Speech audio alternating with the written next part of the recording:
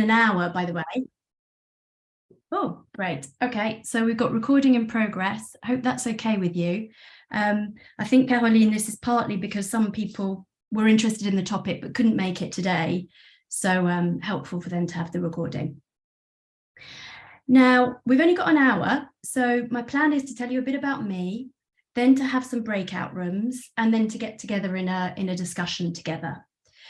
And I wanted to tee the topic up. So instead of doing a check-in, which, you know, with, what can I see, about to be 20 of us on the call might be a bit long-winded. So the way I want to tee up the topic for today is just to get you to reflect on 3 questions. So I'm going to attempt to get rid of this and zoom along to the questions. Up to you whether you want to put your answer in the chat, whether you just want to think it, whether you want to write something. But this is my way of teeing up the topic, which I'm hoping will resonate for many of you in different ways, I'm sure. So the first question to think about is thinking about your personal life. Have there been, or are there still, significant relationships in which you feel compelled to mask your real self? I will leave it to you to determine what you think is your real self or how you interpret that as a concept. My answer to this one, by the way, is yes, several.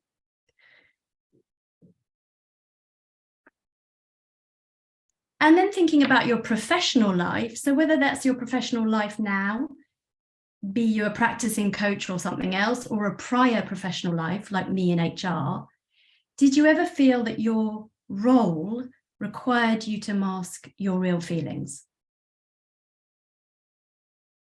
Again, my answer, probably the reason I'm here today, is yes, often. And I'll say more about that in a few minutes. And then 3, how free do you feel to be your authentic self with your, in brackets, coaching clients? So you may or may not be a practicing coach, that doesn't matter. But just thinking about clients, internal, external, stakeholders, how free do you feel to be what you consider to be your authentic self?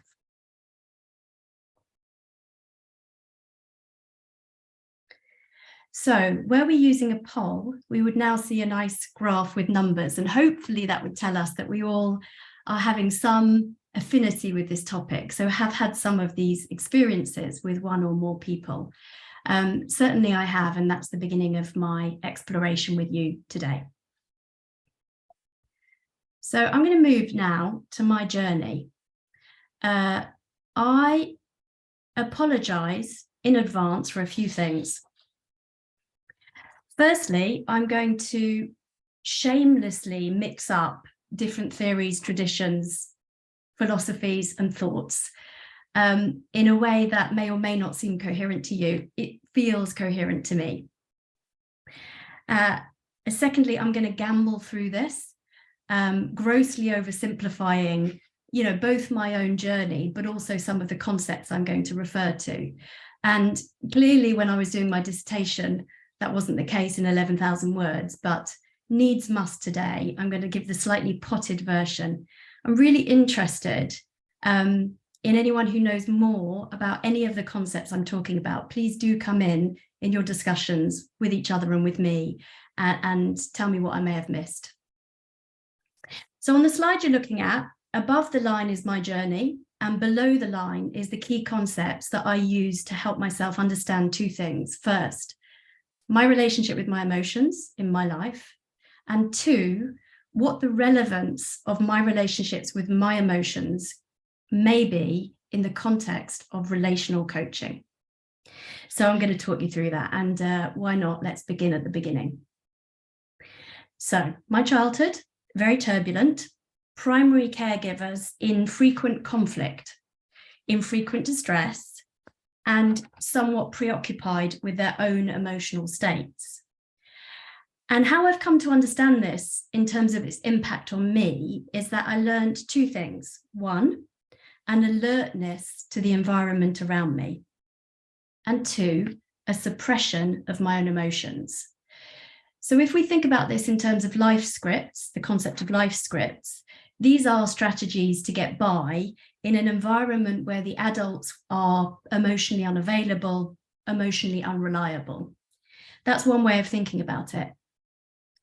The way I have found most helpful to think about it is in terms of Bowlby's attachment theory, which I have found enormously useful, not only in terms of me understanding myself, but also in terms of my coaching. So in essence, my reaction to that environment, with my primary caregivers being unavailable, unresponsive, was to develop what Bowlby calls an avoidant attachment style. So it's my learned form of defense against my surroundings, allowing me to remain in proximity to my caregivers. But it's where the first seeds, I believe, of being out of touch with my own emotions began. As an aside, I've become a bit obsessed with Gabor Mate recently, and I find myself listening to everything he's put out there and trying to read it. And I was listening to a really interesting podcast between him and Dr. Rangan Chatterjee, and it was about the link between emotions, character traits, and actually chronic illness. And he's very interesting on that topic. But one of the things he talks about very convincingly is the process by which women in particular tend to be acculturated to take on certain traits. And in his view, this puts them at greater risk of chronic illness. But these traits are emotional concern for the need of others, suppression of healthy anger, identification with duty and responsibility, and the belief that you are responsible for the emotions of others. These resonate a lot for me, and I have certainly wondered to what extent living as a woman in the time and place that I did have added an additional layer to what was already a learned strategy for keeping my emotions muted.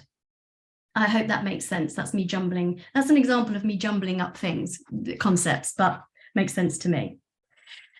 So that was the start. Then we've seen then that the seeds of an inclination to suppress my emotions and attend to those of others were sown. And then it comes to my working life. And I think it's no surprise that my chosen profession was one in which I was required to continue with these familiar patterns. For those of you who know a book by Karen Moroder called Psychodynamic Techniques, Working with Emotion in the Therapeutic Relationship, if you don't, I'm going to tell you about it. I find her fascinating on this. She talks about the extent to which those who are drawn to therapeutic professions, I mean, I'm thinking about that quite globally, that term. So think coaching, think HR, as I'll talk about in a minute, tend to be seeking to heal an emotionally vulnerable family member. And not only that, but they will often adopt peacemaking behaviors in their work. They will avoid conflict. They will avoid the expression of anger. In fact, they may avoid the expression of emotions, full stop, because of how vulnerable it makes them feel. So I spent 20 years in HR, in the corporate environment. If anyone here today has worked in HR, I'd love to hear your perspective on this. It's obviously just mine, but I feel part of my job was to absorb the emotions of the employees that I supported.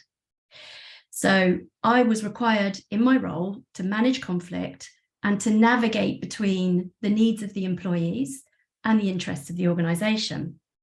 And I'm sure many of you will recognize this when I say it. I think HR is not everybody's favorite department in any organization. What that means is you get a lot of projected negative emotion coming your way because you're seen as the face of the organization.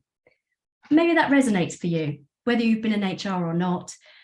Was there something about your professional career that required you to absorb the emotions of others and not react?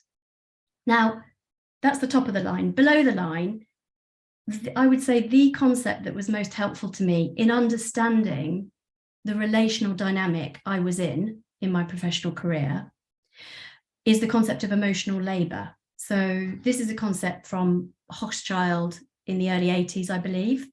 It's got somewhat expanded since then, and she, I believe, would say misused. But originally, what this concept referred to is the role requirement to mask your own emotions in order to present a certain demeanor to others. And she developed it in the context of people dealing with the public in sort of service professions. So the poster child of that was airline staff. So required to be cheerful, be calm, and deal with some of the negative emotions that go with the flying experience of the client, essentially. And in HR, that's really common experience. So if you think about a restructuring, which HR people are required to manage, you're dealing with employees who have a lot of emotion, typically anger, fear, insecurity, anxiety, feeling of injustice. And your job as an HR person is to reassure, is to explain, is to remain calm, when oftentimes you're subject to the same change, the same restructuring that everybody else is. So that's an example of the requirement of the role to manage the tension between what you really feel and what you're required to give out, as it were. I hope you're still with me. I found this a really useful concept to understand how I got to feel the way I did later in my life. You could also think about this through the lens of Donald Winnicott's false self. So this is another way of thinking about the same phenomenon, I believe. So, his concept of the false self is that indeed it's a protective mask that you learn to put on as a survival strategy, and which covers up the emotions of the true self. I find Manfred Ket de Vries, sorry, Dutch speakers on the call if I've really not done his name justice. He's really interesting on this because he applies Winnicott's concept to what can show up for leaders, senior leaders. And he says that the adoption or the sort of growing of a false self is in fact very common with successful senior business leaders. And he goes further to say it's not only common, it's almost a requirement of their success. In other words, masking your own emotions for the sake of adapting to organizational expectations, conforming to organizational norms, it is a feature of their success. However, the tension that I talked about between the true self and the false self never really goes away, he says. And he also says that in his experience, it only grows over time. So with age, senior leaders can get to the point where they feel, I'm quoting, unintegrated and depersonalized. So they feel disconnected from themselves. They feel disconnected from others. And that's certainly something that I recognize, both in myself, but also in some of the leaders that I worked with in my corporate career. Hopefully it rings little bells for you too. It also leads me nicely to my next stage. So in the last few years of my HR career, I was definitely approaching burnout. I was starting, I believe, to experience the effects of having covered up my true self for so long with my professional mask. And the cracks were beginning to show. And it's so interesting to me that I myself went through that experience that now some of my clients are experiencing too.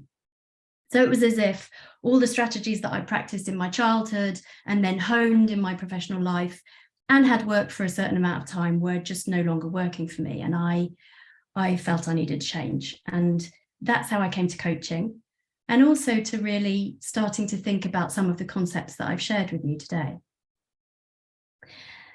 So it was an attempt to process what I was feeling. And I think my true self was wanting to emerge. Okay, getting towards the end of my monologue. And so to coaching, to the wonderful Ashridge, but most importantly to relational coaching. I'm curious to what extent those of you on the call took some time to really understand and integrate what we meant by relational coaching, if that is indeed something you're familiar with. I did. It took me a while. I think I remember pestering various of the faculty at Ashridge around that question. I needed to really process what it meant for me. Bill Critchley describes the need for coaches, I quote, to risk themselves by engaging their whole person in what is an unpredictable and intimate process. He talks about a creative process where coach and client come together and mutually impact each other. Kavickia and Gilbert talk about attunement.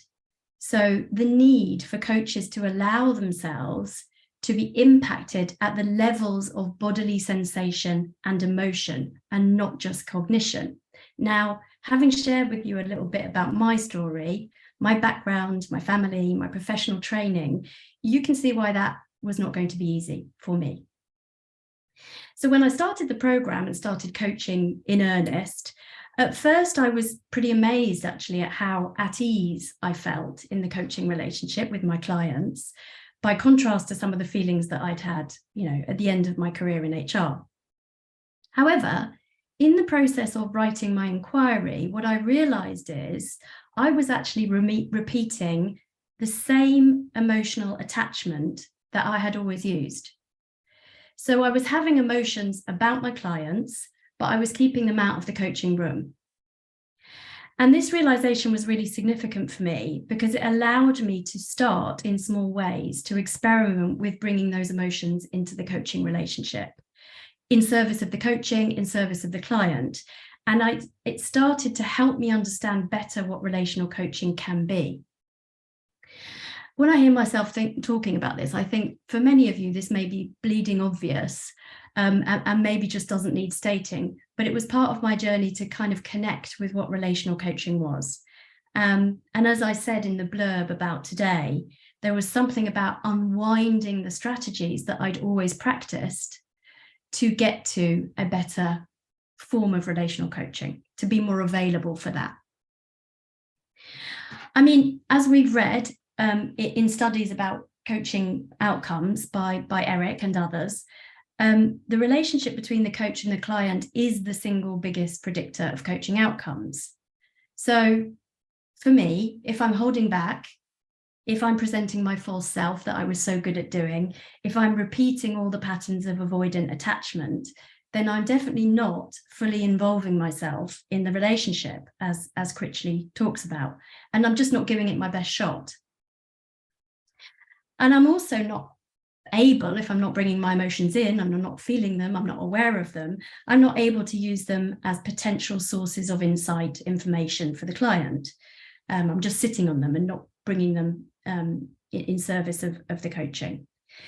So this was my biggest challenge to work on, and to incorporate and trial and experiment and see what impact that had on my coaching. And it was only positive and continues to be. And obviously these changes don't happen overnight, because the bulk of my life and career was spent doing something different, doing the mask.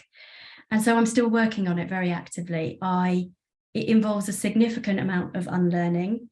And there are moments where I feel more or less courageous with my clients. So it continues to be an area that I really need to watch and work on. So that's actually it for my whistle-stop story. And it's a purely personal story, but I'm hoping that the story itself, or some of the concepts that helped me understand what was going on, will have prompted some thoughts or insights or questions for you. So what we're going to do now, to mix it up a little bit, is we're going to break up into breakout rooms. I think we'll give that 15 minutes. And you'll be in groups of 3 to 4. And in a second, I'll give you a couple of prompts for that conversation. But do take a mental note of anything you think that emerges in your discussions with each other that you think is great to bring back when we come together in 15 minutes' time. I'd love to hear your perspectives. I'd love to hear what it brought up for you, and for us to share really around this topic. So let me move to the prompts. Not that way. What's the session brought up for you so far? Good, bad, ugly, nothing, everything? And what implications might it have for your own practice? If you're not a practicing coach, what does it bring up for you professionally, if anything? And anything else that you think is helpful to share with each other and or would like to bring back to the group. So I think that's it. And I think, Natalie, you're going to kindly help us to manage those breakout groups. So it's 5 to 1 UK time now. So I think we'll come back together about 10 past, if that works.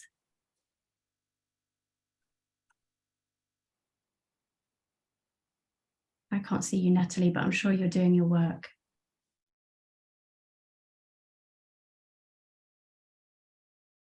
The breakout room are on the screen. Oh, wonderful.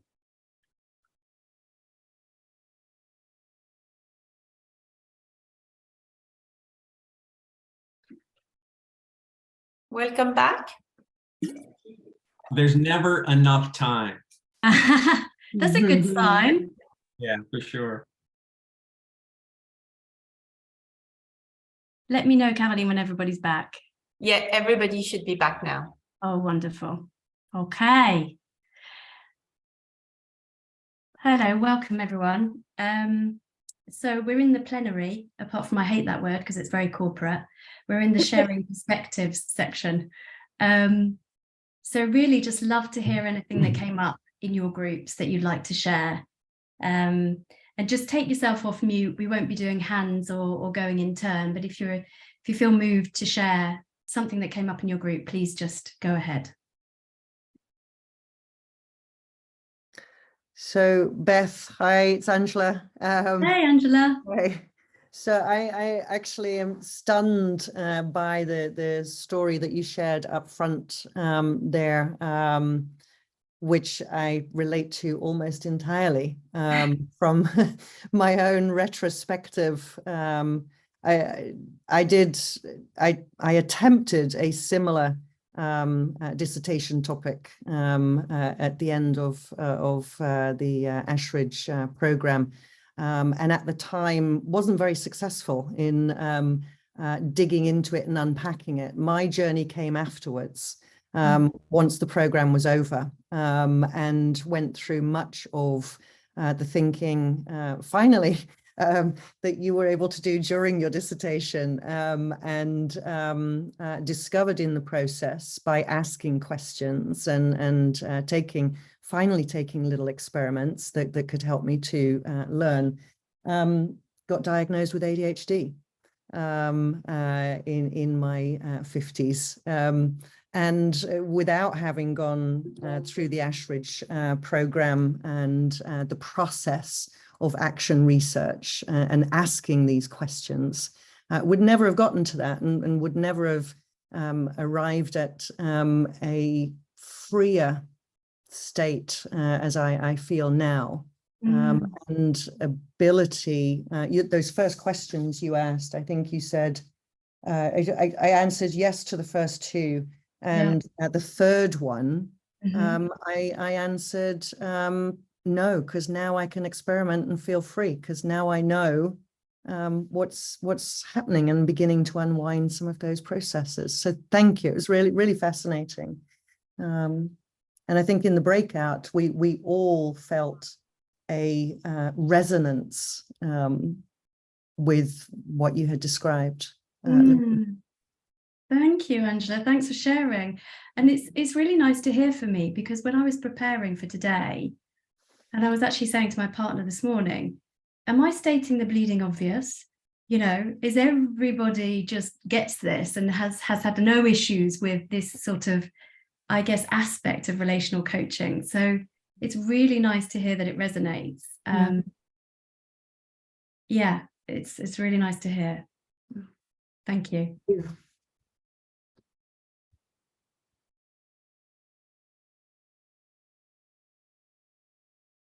Anyone else? Hi, Beth, it's Sarah here. I just want to add that I don't think it is bleeding obvious at all. And I mean, it might be to you, having dug deep into this now and really, you know, learned a lot, and And for many of us on this call who've probably done a lot of reading and looked into the theory, but I really don't think it is bleeding obvious. And I think that shining a light on it is really powerful for us as coaches. But I think also in allowing ourselves to recognize how our life has shaped us and how, you know, we might feel the need to put a mask on at work. And in our breakout room, we had a really interesting conversation. All three of us had a background in HR, so we all resonated with your story. And actually somebody else in my breakout room, they described working in HR as being a bit of a shock absorber, which I thought was a really powerful metaphor, the idea of absorbing so much, but then actually where do we then as an HR professional go with so yeah, I just wanted to say that it's not bleeding obvious at all. Thank you, Sarah, for sharing. And I love that shock absorber. Yeah. Can I ask, since you were with a group of HR folk, did the concept of emotional labor, was that helpful? Did you know about it? Is it, you know, have you thought about it like that before? I don't know that we sort of named that specifically. I mean, you know, Melanie and Femi, if you're wanting to jump in here, do. I don't know that we named that specifically, but I know that, you know, I think the idea of the shock absorber, just how much when you're working in HR, you're expected to take on and kind of to hold on to, which I guess is kind of this, but that's what that theory is about. I don't know. Melanie or Femi, do jump in if you want to add more. Yeah, no, I think, Sarah, you captured it well. So Beth, I'm in the process of writing my dissertation at the moment, and it's around my whole self. So it's like you're an absolute gift for me today, because that one visual that you had is like, oh my God, she so gets it. And it's like I can just, you know, connect the pieces of what I'm trying to thread together in my dissertation. So it's really shone such a powerful light. But to the point on emotional labor, and we didn't really talk about it in that detail, but we did talk about how in HR you expected to invite everybody to bring their whole selves to the workplace. And most of the time we are absolutely unable to bring our whole self. So there's this total disconnect to the story we have to tell and stand up for, to the organization, to the leadership, to employees, but also putting away a lot of ourselves in order to be able to just deal with, you know, the stress and negative energy that comes from everybody else in dealing with creating an environment, trying to create an environment, you know, that is home for everyone. So yeah, I'm rambling, but I think it really resonates. Thank you for this. Yeah, thank you for sharing. So your topic is the whole self. Yes, exactly. It's about what does knowing all parts of me mean for my sense of identity, and what does bringing my whole self to my coaching and my clients mean. How fascinating. Yeah, so thank you. Thank you for coming. Corinne had a hand up. Corinne? Yeah, thank you so much. So first of all, Beth, thank you very, very much for bringing such a personal story. First thing I want to say, and that's what we've exchanged in our group. We all felt that was a very courageous stand to take, and, you know, to bring this topic through your personal lens. So thank you very much for doing that. Indeed, in our group, we were more all coming from the corporate world, not HR position. So I think it was also very interesting debate. And there were two, I thought, was very, very good debate, but two key ideas. First of all, the acknowledgement that emotions are not very appreciated in the corporate world, and that the rationality of our attitude and so on was maybe overrated. Elizabeth in particular talked about that, and that really resonated a lot within me, which means that, you know, we, as we're in various roles and senior roles in corporation, we all tend to develop very strong protection mechanism, which at time, coming back to what you were saying, can really create some strong distortion between, you know, who we really are and the company value, or, you know, what the company environment we in value, which can lead up to burnout or pre-burnout type state. So I think this is in fact very frequent. And after I said, there was another very good point from one of the colleagues there, was the fact that in fact, when you come from the corporate world, maybe it's a very strong advantage, to become a coach, because in fact, you've experienced some of the situation your clients in, so you had the credibility around the topic or what is being discussed, but it's also maybe more radical for us to go into the emotional part, because we're still coming from a very rational cognitive standpoint. Yeah. And I'm a coach in becoming myself here, not at Ashridge yet, but in another school, and I see that as we practice and so on. You tend to keep your rationality and wanting to solve problem and so on, rather than consider your client as a as a person and not as a problem, as we've been so much taught and trained in corporations. Yeah. I mean, what you're saying really, really resonates with me about this sort of rational cognitive bias. And interestingly, just to sort of add to that, it's absolutely a feature of the environments that I've been in, the corporate environments. It also can go quite commonly along with avoidant attachment styles. So the over sort of reliance on cognition, on intellect, on intellectual achievements is often something that people with my background and sort of style have, because it's safe territory. So then getting into, more emotional situations, relational coaching, it feels very dangerous territory for us who've, been coming from the world you're describing. And then one more thing you just made me think of, if I may, Corinne, is in the concept of emotional labor, they talk about what's required to perform emotional labor. And one of those things is referred to as surface acting. So it's actually basically, this is the way I think about it, pretending you have the emotion that you're supposed to have, that your role tells you you're supposed to have. So that could be, let me take an example from my experience. An over-entitled employee who's been an expat for 50 years, 40 years, comes and says that it's really, really unfair on them that they can't have another expat assignment, as an example. Now, in my head, I'm thinking, what? Let's get some perspective here. But what I'm really saying is surface acting is, I understand that must be really difficult and very frustrating, must feel unfair, blah, blah, blah. But it's this surface acting, which around that concept of emotional labor starts to be the thing that really drains you. So it's not only a suppression of feelings, but it's the adoption of a particular, what you think is required. And I think that's not just HR, that's anybody, as you were saying, in a corporate environment at a given time. Thank you for sharing. I think there might be a couple of hands up, I think. Yes, Beth, I was struck when you mentioned about, I think, emotional labor in Gabor Mate, and you mentioned about how, is it that you said women tend to take a lot of that within an organization? Am I paraphrasing you right? More or less, yeah, go on. And then I noticed that there's only a couple of men on this call. I noticed that so often in this topic is something that, as you say, does seem to often get carried by women within an organization.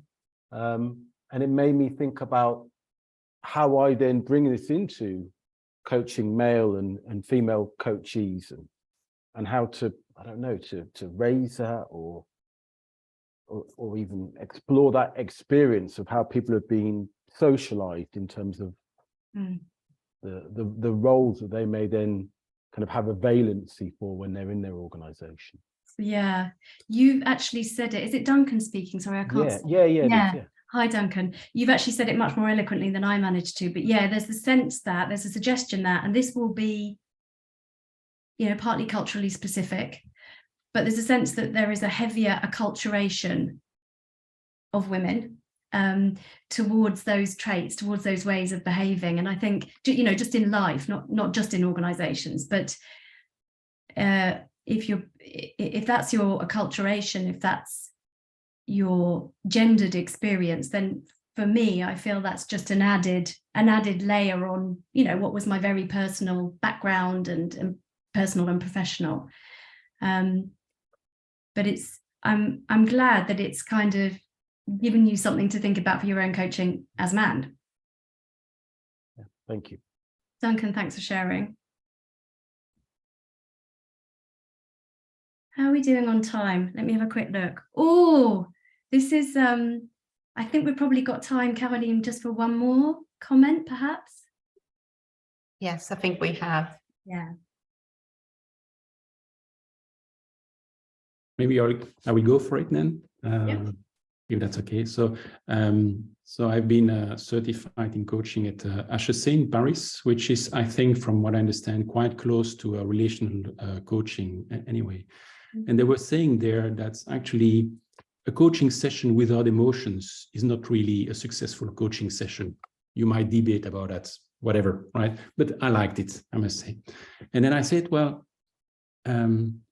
if that is kind of, it's not an output or an outcome, because we're not supposed to have these kind of expected results, right? But if that is an important something, then as a coach, I should almost role model the fact that it's okay to have emotions in a coaching session, because you're also the one who's giving permission, not explicitly, of course, but you're the one who's giving permission by showing how that you can do it.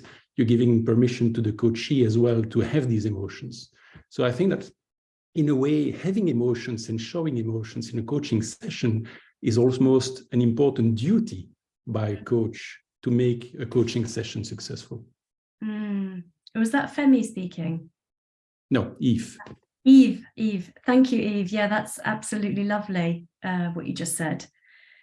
And maybe it's the effect of mirroring, right? Yeah.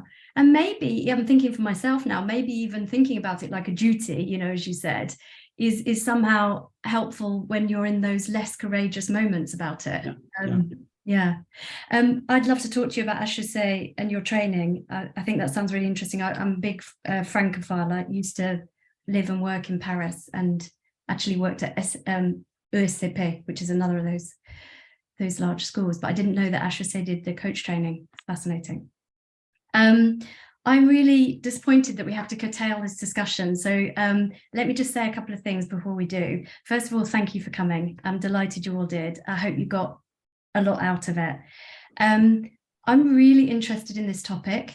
So if anybody feels inclined to carry on discussing it, exploring it together, then maybe we could think about a group that does that. And Caroline has offered helpfully to just coordinate that. So if you wanted to let Caroline know, then maybe we could all talk together.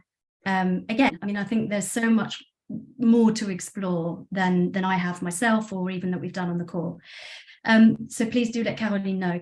The other thing is, if you were interested in any of the books or articles or podcasts that I mentioned and you weren't familiar with them and you'd like them, I can pop a slide in to the slides that Caroline will share with you afterwards, and then you can, so we can do that.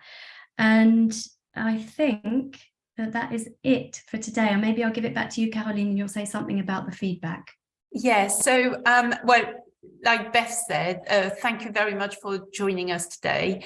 I will share with you the recording and the slide, and would love your feedback on the session. So if you've got time, if you've got 5-10 minutes to let us know if you found the topic interesting, how the webinar was delivered, and any comment would be really, really helpful. And I look forward to seeing you in the new year, and I wish everyone a very happy Christmas. Thank you, Caroline. Thank Bye, you. everyone. Thank you very much. Bye. Thanks very much. Thank you. Thank you very much.